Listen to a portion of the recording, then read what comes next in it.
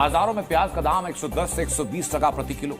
Bangladesh India को उकसाने में और इंडिया को आंखें दिखाने में कोई कसर नहीं छोड़ रहा। जंगल में रह के शेर से बैर नहीं करना चाहिए। आजकल जो शेर है ना वो पूरी दुनिया, हाँ वो इंडिया बना हुआ है। बांग्लादेश वाले ना बहुत बड़ी गलती कर रहे हैं कि इंडिया को देखो, इंडिया हमारी रियल माँ है। बांग्लादेश हो या पाकिस्तान हो, इंडिया हमारी। एक बड़ी डेवलपमेंट के बाद बांग्लादेश ने इंडिया को ये कहा है कि वो शेख हसीना वाजिद का ट्रायल करना चाहते हैं और वो उसको वापस बेचें। यही हुआ है। रूस ने बांग्लादेश को दिए गए अरबों रुपए के लोन पर तुरंत इंटरेस्ट चुकाने के लिए कहा है। चावल का जो खुदरा रेट है वो भी 8% ज्यादा हो चुका है। बाजार का जो बैलेंस है बांग्लादेश के अंदर बिल्कुल खराब हो। पर ड्रोन लगा रहा है, इंडिया को धमका रहा है कि हम आपके इलाकों पर कब्जा कर लेंगे, लेकिन दूसरी तरफ इंडिया से खाने पीने की चीजें भी मांग रहा है और अभी तक इंडिया की बिजली इस्तेमाल कर रहा है। जी हाँ, आप बिल्कुल ठीक सुन रहे हैं, बांग्लादेश अभी तक इंडिया की बिजली इस्तेमाल कर रहा है और बांग्लादेश ने इंडिया के एक शहर त्रिपुरा का 200 करोड़ का बिजली का बिल पे करना है, जो वक्त के साथ साथ मजीद बढ़ रहा है। एक वो कंट्री है जहाँ पे टेस्ला आगे झुक गया, क्या नाम है उसका, एलन मस्क, दुनिया का अमीर तरीन बंदा है, वो किसी के आगे नहीं झुकता। इंडिया के आगे वो भी झुका। इंडिया ने कहा अगर टेस्ला चलाओगे तो भाई पहले आके अपने प्लांट लगाओ, मैन्युफैक्चर इंडिया में करो, वो झुका। आईफोन वाले वो आके इंडिया में झुके, जितने भी थे। तो भाई अगर आपको अपने हालात बेहतर करने हैं तो राइट नाउ आप दुनिया की बड़ी मईशत को कभी भी टक्कर नहीं दे सकते। देखिए पाकिस्तान के हालात क्या हुए हैं। मुझे लगता है कि बांग्लादेश पाकिस्तान वाले रस्तों पर चल गया है। हम बांग्लादेश ने ये जो हसीना वाजिद के ट्रायल की बात की है, मुझे नहीं लगता कि इंडिया बेचेगा। अगर इंडिया शेख हसीना वाजिद को बेच देता है तो फिर मेरा नहीं ख्याल कि इंडिया की क्रेडिबिलिटी रहेगी कि जिस तरह से बांग्लादेश कंगलादेश बनता जा रहा है। पहले तो उनके पास खाने के लिए कुछ नहीं था, अडानी ने ऊपर से बिजली काट दी और अब इंडिया ने एक और बम फोड़ दिया है जी बांग्लादेशियों पर। उन्होंने कहा कि हमारा 8,000 करोड़ जो हमने आपके देश में इन्वेस्टमेंट किया है जी, हमें वापस करो। तो क्या बांग्लादेश की इतनी औकात, इतनी वैल्यू है जो टके टके के लिए तरस रहे हैं, जो 1 बिलियन अडानी का नहीं दे सकते, वो इंडिया को 8,000 करोड़ वापस करेंगे। जय हिंद दोस्तों, बांग्लादेश इंडिया से दुश्मनी करके अपने ही पैरों पर कुल्हाड़ी मार रहा है, क्योंकि अब रशिया भी जो कर्ज दिया था बहुत सालों पहले, जब शेख हसीना बांग्लादेश को चला रही थी, तब उन्होंने रशिया से और ऑस्ट्रेलिया से भी कर्ज लिया था। अब ऑस्ट्रेलिया और रशिया दोनों मिलकर बोल रहे हैं कि मेरा कर्ज और उसका ब्याज समेत दे दो। और इंडिया ने भी बोल दिया है कि जितना बिजली बिल बांग्लादेश में बकाया है वो सब जल्दी से जल्दी वो रिटर्न कर दे, नहीं तो यहाँ से बिजली भी काट दिया जाएगा। और बांग्लादेश बहुत बुरी तरीके से फंस गया है, क्योंकि यहाँ से जो हरी सब्जियां और चावल अनाज जा रहा था सस्ते दामों में, वो भी नहीं जा रहा है। बांग्लादेश के लोग भूखे मर रहे हैं। तो चल देखते हैं कि इसके बारे में पाकिस्तानी पब्लिक क्या कुछ बोल रहे हैं। बने रहिए वीडियो के अंत तक, और वीडियो अच्छा लगे तो लाइक और सब्सक्राइब कर दीजिएगा। पैसा वापस मांगना शुरू कर दिया। अब रूस और बांग्लादेश के बीच ठीक यही हुआ है। रूस ने बांग्लादेश को दिए गए अरबों रुपए के लोन पर तुरंत इंटरेस्ट चुकाने के लिए कहा है। ये इंटरेस्ट छोटा मोटा नहीं है, बल्कि $630 मिलियन का है।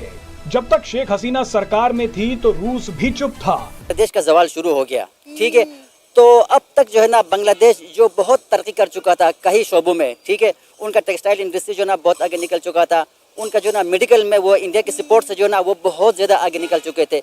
तो वो जो है ना अब उनको ये समझ नहीं आ रहा है कि वो बजाय वो अपने मुल्क को जो है ना संभालने की, अपने माशत को बेहतर करने की और इंडिया से जो है ना उनको अपना रिलेशन बेहतर करने की, वो मस्जिद अपने मुल्क को जो ना खराबी की तरफ लेके जा रहे हैं। सर, इंडिया को आंखें दिखा रहा है। अब आप देखें, बिजली इनकी इंडिया से आती है, फूड सप्लाई इनको इंडिया से मिलती है, ऑटो पार्ट्स इनको इंडिया से मिलते हैं और इंडिया को धमका रहा है, इंडिया को आंखें दिखा रहा है। देखिए बात ये कि अब तो ये वाला बात हो गया ना कि वो इंडिया के जो है ना बल पोते पे पला हुआ मुल्क अब इंडिया को जो है ना वो आंखें दिखा रहा है। पहली पनाहगाह थी उसने इंडिया में जाके बनाई। अब देखिए कि जब आपका हमसाया कंट्री पीछे आपने देखा होगा कि एक म्यांमार को इंडिया ने बहुत ज़्यादा राइस जो है ना वो उनको डिलीवर किए थे। वहाँ पे ना कुछ मसला चल रहा था।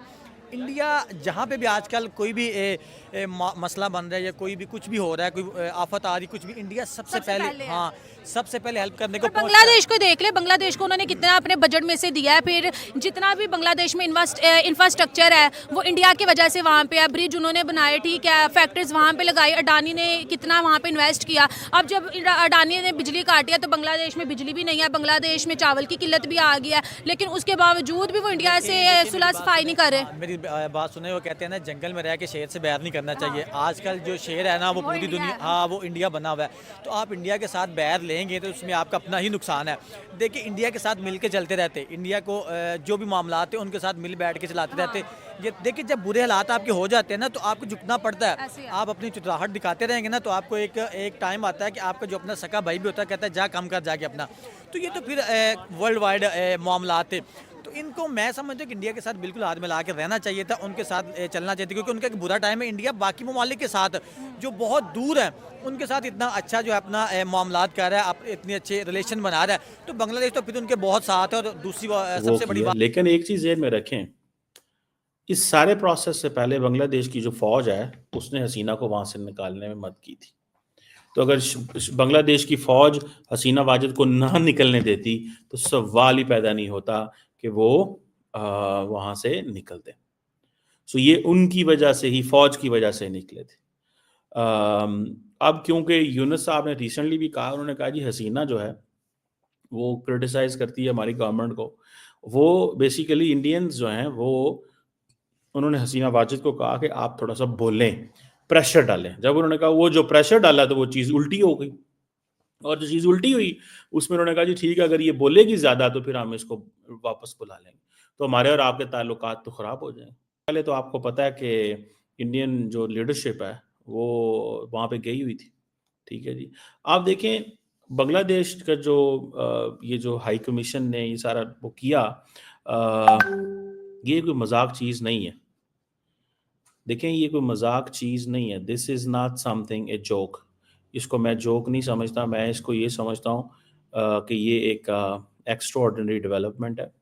अगर मैं सिर्फ लॉ को देखूँ, देयर आर दो किस्म के लॉज हैं that governs extradition between India and Bangladesh. India Bangladesh extradition treaty 2013 and India की एक्सट्रेडिशन ट्रीटी 1962, ठीक है जी। कहा जाता है कि बड़ी सब्र से काम ले रहा है, ठीक है। अगर वो इन 2 करोड़ जो है ना पब्लिक को, बंगालियों को वहाँ से निकाल दे, और जो है ना उनके टोटली जो यूथ है जो मेडिकल के जो है ना वो एजुकेशन हासिल कर रहे हैं, वो सिर्फ और सिर्फ इंडिया से हासिल कर रहे हैं, ठीक है। अगर उनको वहाँ से वो निकाल दे और उनके लिए जो है ना मेडिकल की वीज़े बंद कर दे, तो बताए इन्होंने कहाँ जाना है? इनके पास कोई सोर्सेस ही नहीं है, ठीक है, कहीं दूसरे मालिक जाने के लिए। अगर पिछले दिनों एक्शन हुआ था न्यू दिल्ली के अंदर, हमने देखा कि इंडिया ने जो है वो जो गैर कानूनी बांग्लादेशी इंडिया में रह रहे हैं उनके खिलाफ इंडिया ने क्रैकडाउन शुरू किया था, लेकिन जो वहाँ पे पार्टीशन से पहले रह रहे हैं उनके खिलाफ इंडिया ने कोई क्रैकडाउन नहीं किया। लेकिन आप देखें कि बदले में बांग्लादेश जो है वो हिंदू कम्युनिटी के साथ क्या कर रहा है, मंदिरों को जो है वो जलाया जा रहा है, खवातिया जा रहा है। लेकिन मैं कहती हूँ हिम्मत है और जुर्रत है और उनकी सब्र का इम्तिहान है कि इंडिया ने कोई एक्शन नहीं लिया, कुछ नहीं किया इन बंगालियों के खिलाफ जो इंडिया के अंदर रह रहे हैं और हजारों की तादाद में रह रहे हैं। देखिए बात ये, किसी भी मजहब की जो है ना उनके अकायद को, उनके जो है ना इबादतगाहों को बिल्कुल छेड़ना, इस्लाम इस चीज़ की ना बिल्कुल भी इजाज़त नहीं देता है। अब बनाओ, बट पहले अपने वसाइल बनाओ। ना आपके पास कोई मैन्युफैक्चरिंग है, ना आपके पास इंडस्ट्री है, ना आपकी यूथ में इतनी पावर है कि वो कोई नया काम कर सके।